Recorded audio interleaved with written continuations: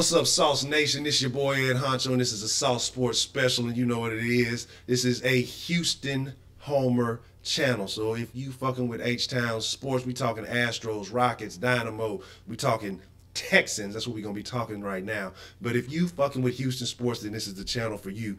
And also, if you fucking with Ed Honcho, it's a 420 friendly situation. So if you ain't pre-roll, you out of control, get your shit together, stuff a bowl, get your shit together. But anyway, like I said, we're talking Texans today, and I was sitting back and I was thinking, I like what we got going on. We're talking about, okay, we went out in the draft and we got us a QB, and that's cool. Hopkins has somebody to throw him the ball finally. But then I was thinking about, hey, Hopkins ain't the only good receiver that we have. Now wait. Let me clarify that when I speak of that. Hopkins is the only extraordinary receiver that we have. We have a couple other guys who are pretty good. So, I just wanted to take a look at what we're going to be working with, as far as that offensive firepower, from the receiving core coming up next year. So, either matter of fact, if it's going to be Savage or if it's going to be Watson or whomever, if somehow Whedon works his way into the mix. Hopefully that's a worst case scenario. But what tools do they have at their disposal? So of course Hopkins and we gotta sit here and just talk about Hopkins all day because that's just the quality of player that he is. The guy's just on another level. You got people who compare him around the league to Brown and Beckham and a couple other guys, but Bryant, but I say, you got to take note at what those guys have and their stats and what Hopkins has or historically has had and what he's been able to do. Those guys have had relationships with their quarterbacks over a significant number of years, or at least multiple years, when Hopkins hasn't had a full year with any of the guys that's currently on the roster or that he's played with the last, with the quarterback carousel, and the dude still puts up top numbers.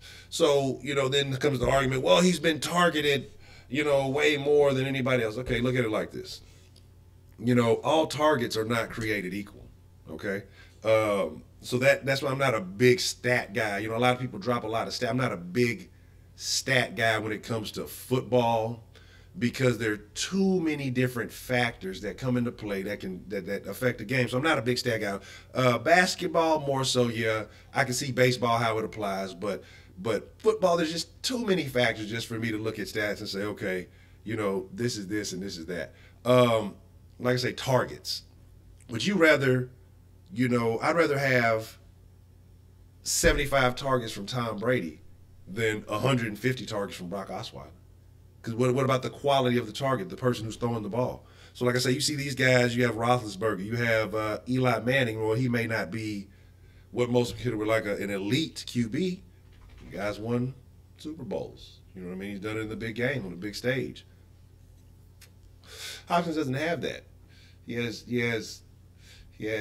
these guys that Rick Smith has brought in, his little crew of flunkies, these quarterbacks that nobody's ever, really done anything with. And I'm not going to say that because, like I say, we've had winning seasons with, a scrap heap for the most part. And I'm not going to, dismiss these guys' careers. They've done, whatever they've done, wherever they've done it. Because to be a professional, it is difficult. But these are not the guys I want, or the guys that you want leading this Texans team. So, so we can talk about the targeting argument all day with Hopkins, but like I say, if you see the catches he has to make on these targets, it's ridiculous. It's almost like he's surprised when he gets a pass that's actually put on point. So, like I said, we're not going to talk about much more about Hopkins. Like I said, we just talked. We could do 10 videos about that. Talk about that all damn day. But some of the young guys who will be in that sophomore year. We got Miller and and Fuller. Miller, a converted quarterback. I like the skill set that he brings to the table. I think, that they're able, or hopefully they'll open up the playbook and be able to do some things if he doesn't, if he can stay healthy. With him, that can definitely, change the game. Maybe some trickery, some trick plays, some different things that they could do with him. That I think so. He brings a unique skill set to the table, not just as a receiver. A lot of people say, well, he doesn't run great routes. But like I said, you still got to realize it's only what, like his second or third year really playing receiver. So give the guy time and to have made this kind of progress. I actually think that he's done considerably well. Now Fuller.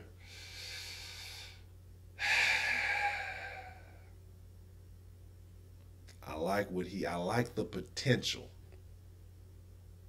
We saw the potential of what Fuller can do.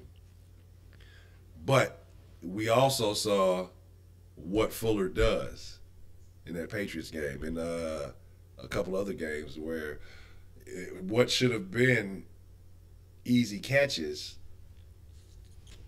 becoming drops. I'm not a fan, and I mean nobody really is, because they're not the best receivers, guys who catch with their body. As you can see, as the opposite of Hopkins. Hopkins, he doesn't. I don't think I've ever seen him do that. He catches with his hands. He's pure hands. A lot of those guys who like make those cradle catches, those things like that. Those become drops. That little right there.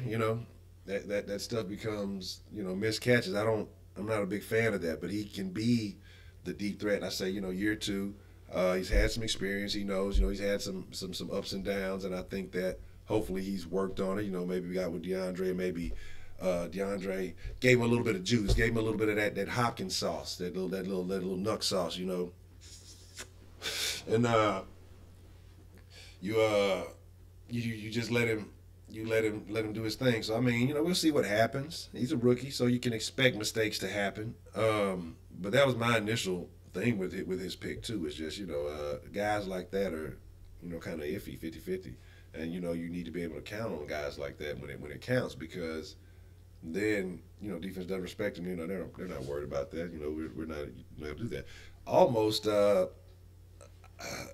almost think you got the same thing in Wendell Williams, who a lot of people didn't really. I mean, he's a real speedster too. He's got some real jets, and I think he you're not gonna give him the same amount of playing time because Fuller was a first round pick, but I think he brings the same skill set to the table.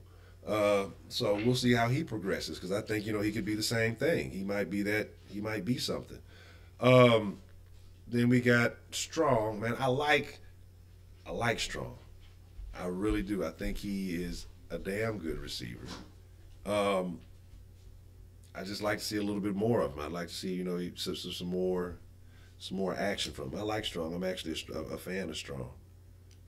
I think he's damn good. I think he's only going to get better. I think I'm a fan of Strong, so I'd like to see what he can do. Hopefully, within that offense this year. Like I say, man, I think we have a nice group of guys, and Mumphrey also.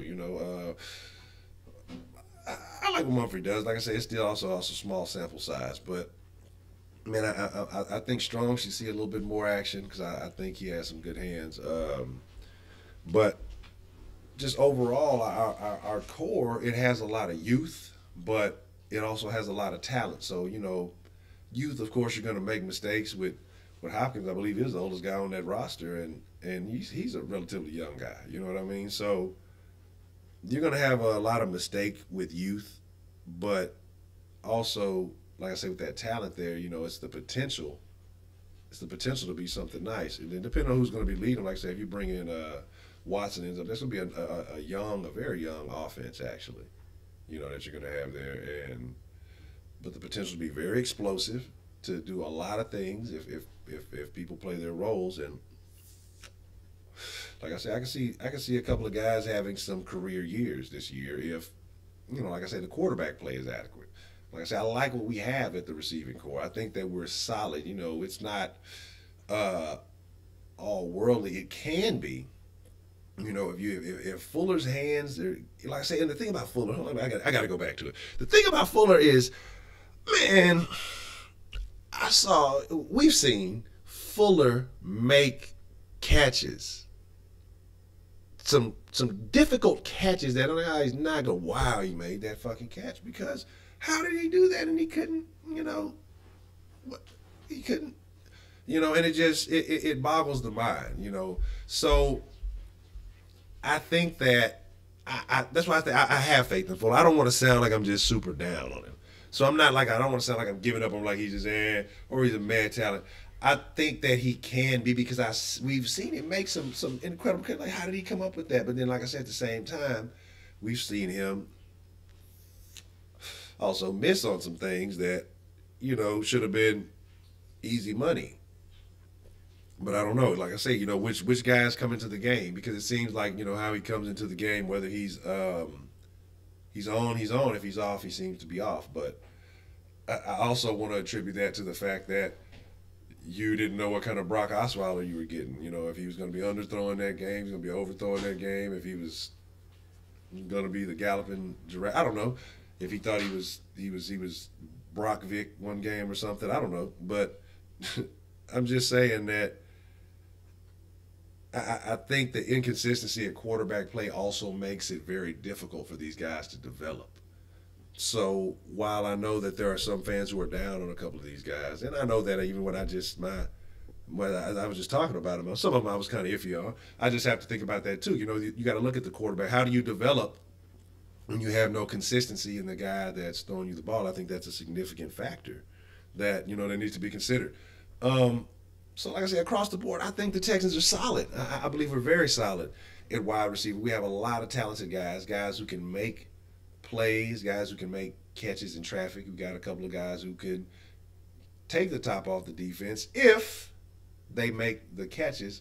But like I say, that also may be attributed to poor QB play. So we're going to see how that works out as I spoke on it in the Watson versus Savage video. It just depends. Like, I want Savage to succeed, so, but eventually we know that Watson's going to be right on his heels. That's what the fan base is going to want. So there still may be, even going into this year, some inconsistency at the quarterback position, and that could still hinder, some of these relationships, because you have to develop the quarterback and the receiver have to develop a relationship. They have to be on the same page, and that's a problem if they don't get the time to do that. So if you don't know who's throwing you the ball, you don't know what little nuances goes into their game, the way they throw, accuracy issues. So you may need to be, this way or that way. It's a lot of factors that come into that. You have to adjust to that. So, but like I said, in the end, they're all professionals, so they have a job to do, and they have to do it to the best of their ability. But with that being said, man, again, positive on the receiving core. Still excited about this year. Looking forward to what's going to happen just across the board. Still super excited about that defense, man. I'm just really, really excited about the defense. But like I say, Sauce Nation, you know what this is. This is a Sauce Sports Special. I am the Real Ed Honcho. Twitter, Instagram. Give me a like, give me a follow. Please subscribe to the channel if you like what I'm talking about, if you like what's going on. If you're a Houston Homer fan, like I say, I'm going to bring you something daily, at least Monday through Friday, unless when something major's going on. I'm going to try to keep it coming daily. But like I say, man, I just appreciate all the love again, too. Just all the feedback. And like I say, I love that Sauce Nation. You know what I'm saying? I ride with y'all because y'all been showing me a lot of love. And, man, I don't know how to say it. I really wasn't expecting it. I truly appreciate that. But with that being said, I'm Ed Honcho. Deuce up. I'm out.